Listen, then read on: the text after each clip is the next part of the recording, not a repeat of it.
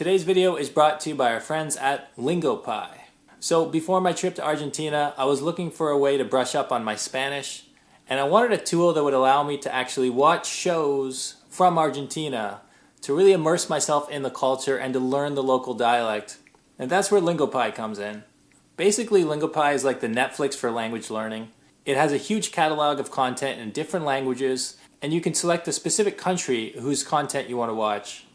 Now, I love the convenience of using LingoPie on my phone, but it's also available on TV and desktop.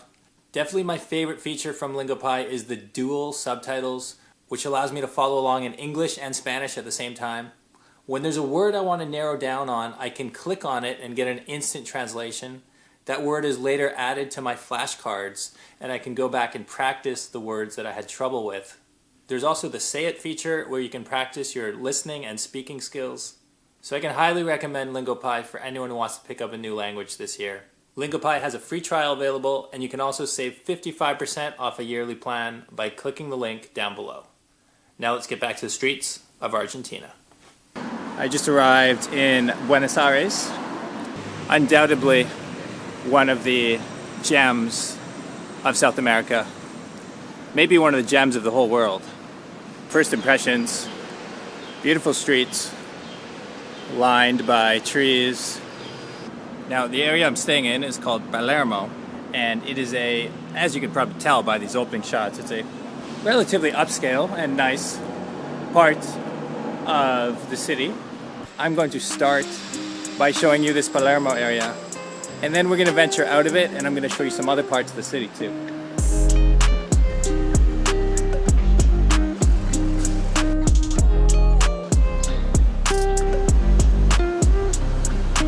Okay, we're about to leave behind the relatively quiet side streets and approach a major road here. A different vibe. Coming up quick. By the way, if you're wondering about the currency situation in Argentina, I'm sure you're aware that hyperinflation has been plaguing this nation for many years now. I am not an economist. I can't give you like a super detailed account of what's going on. I can tell you that at the moment it's roughly $1 to 1,000 Argentine pesos, which makes it relatively easy to figure out. Like that would be at $1.80. 24 hours parking, that would be about $10 or $11 US. Once again, I'm not an expert on this subject. That's about all I can say. If people have more context to add in the comment section, let me know. As for me, I'm just going to take a moment and appreciate where I am right now. This is really something. With these trees hanging above us on this sunny day, it's just gorgeous.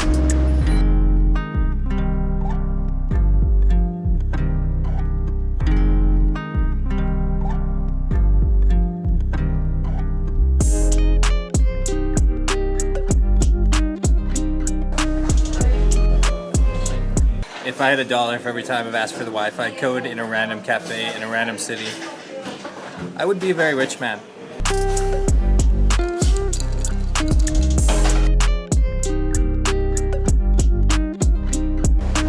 So just for reference, that cost me $3,600 for the coffee, and then I asked for a bottle of water on my way out, and that was $3,000.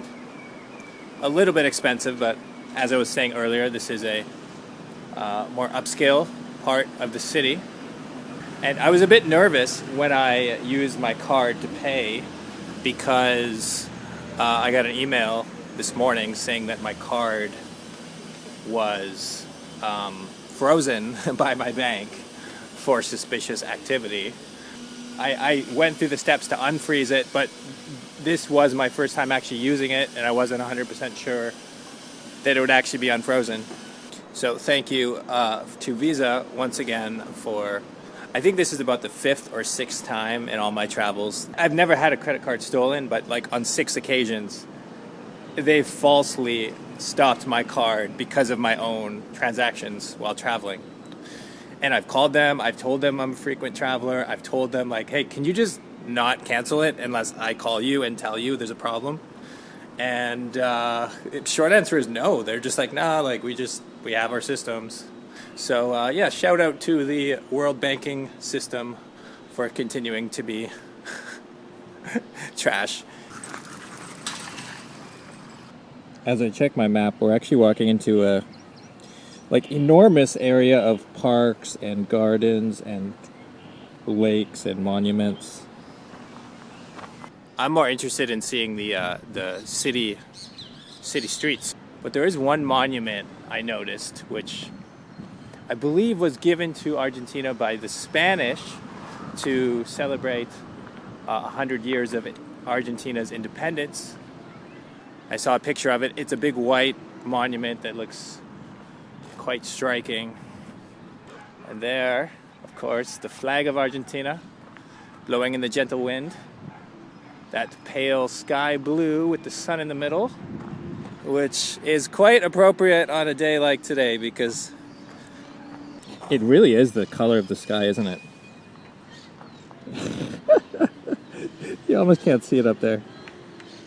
Of course, when I think of those colors, I mostly think of Lionel Messi and other famous footballers running circles around other teams around the world. Though I did just come from Brazil, another famous football country, the two major South American rivals. Though I guess Uruguay actually has a very good team too, don't they? For such a small country, you have to shout them out as well.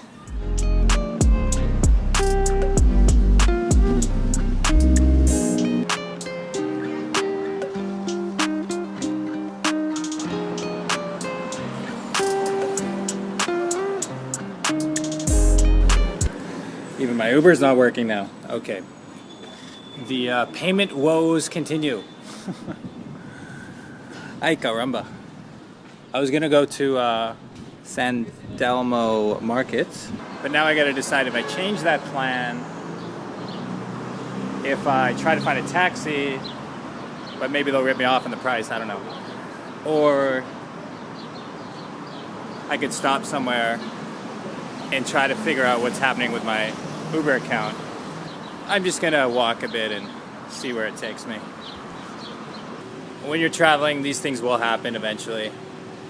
It's up to you how you choose to react. I've noticed a lot of people who have very set plans about what they want to do. Something goes wrong and their whole world falls to pieces. But if you don't care where you're going, it doesn't really matter where you end up, does it?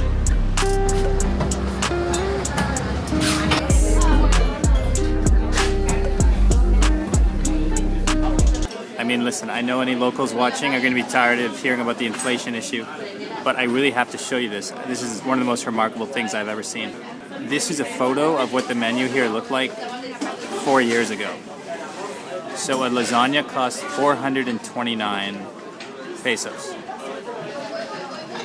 If you look at the menu 4 months ago, that same lasagna cost 15,800 pesos. That's over 30 times more in 4 years. Never seen anything like that in my life.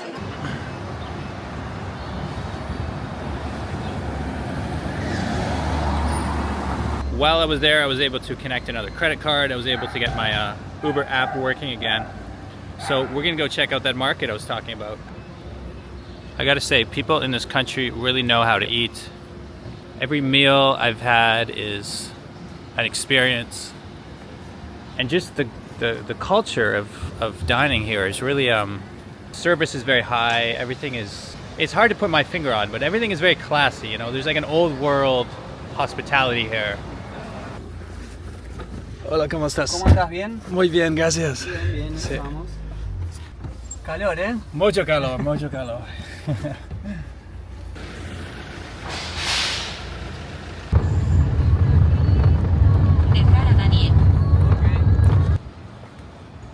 Okay, so after a 25-minute Uber ride, which included a nice conversation with my driver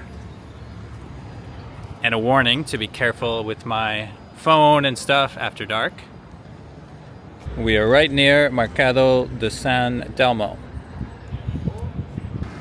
I mean, just look at this building to my left.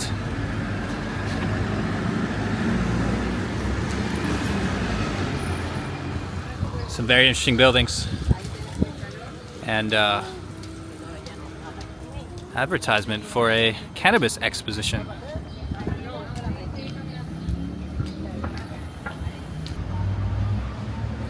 I didn't know that was legal here. Is it legal here?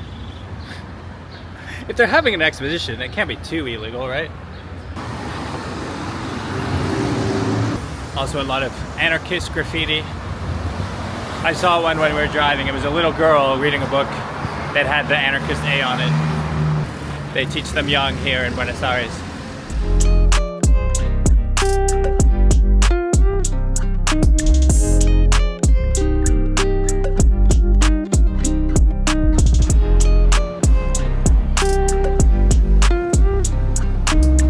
So here's the market, built in 1897. I have done zero research on this place. What is waiting for us on the inside remains to be seen. Let's discover together, YouTube. Here we go.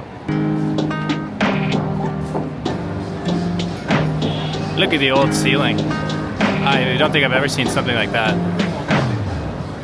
I feel like I'm really in Argentina now. Look at this place. Wow.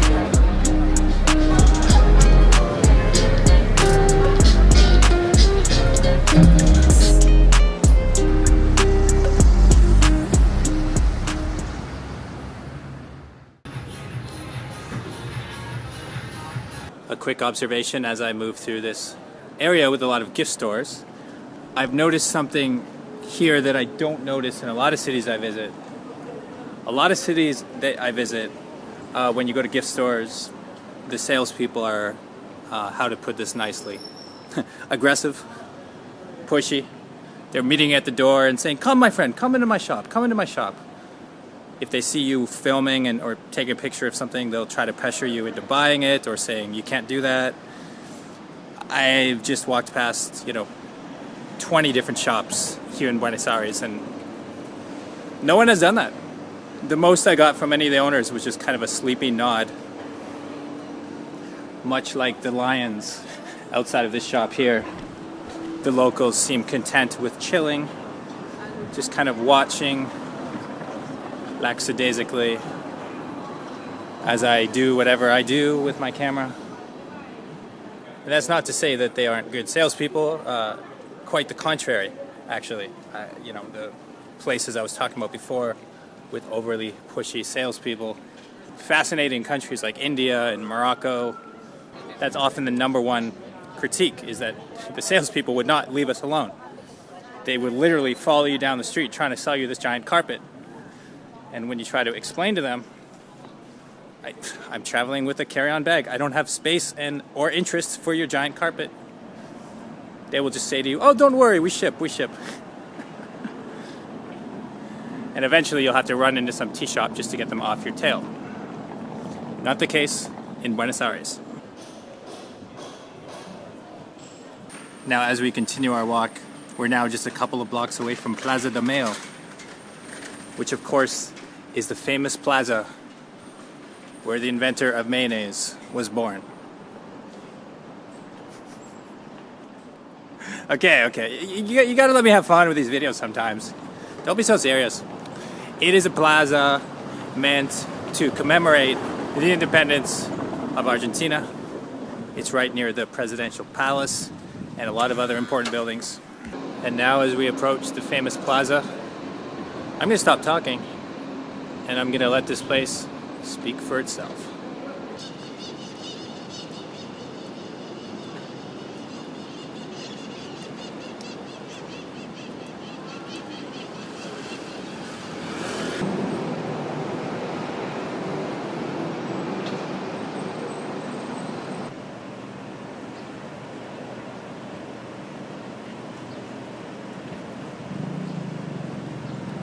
It's almost like a museum where there's so many interesting art pieces in so many different places. You don't know where to look. I mean, Argentina, are you kidding me?